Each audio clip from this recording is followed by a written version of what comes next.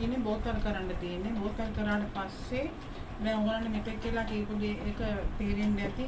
තෙල් රත් වුණාට පස්සේ අපි කොහොඹ කොළ ටික දානවා. ඒක උතුරගෙන යනකොට මද පවනේ පොඩ්ඩක් මේ මද ගින්නේ ගින්දර අඩු කරගෙන රත් කරගෙන තියාගත්තට පස්සේ ඒක පෙරාගෙන ඉවර වෙලා අපි කපුරු ටික දානවා. කපුරු ටික දාන ඉවර වෙලා දැන් පෙරා ගන්නවා. පෙරා ගත්තට පස්සේ දැන් බෝතල් කරනවා.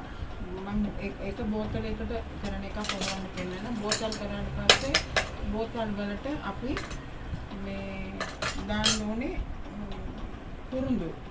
මේ කුරුඳු නෙමෙයි ખરાබ නැටි එක බෝතලයකට මේ වගේ 10ක් විතර දැම්මම 8ක් 10ක් විතර දාගෙන තෙල් ටික දාලා වහලා තියන්න ඕනේ. පස්සේ අපි මේක පාවිච්චි කරන්න පුළුවන් මදුනාශකයක් හැටියට මේ පහන පත්තු කරලා මේක තියෙනකොට මදුරුව විතර නෙමෙයි කැරපොත්ත කිසිම කුඹියේ ගෙදරට එන්නේ නැහැ. ඕගොල්ලෝ මේක අත්දැක බලන්න. මේක තමයි මදුරුනාශක දියරිය කියලා කියන්නේ. මම දැන් මේක එකක් පෙරලා මේ බෝතල් කරන එකක් පෙන්නන්නම්.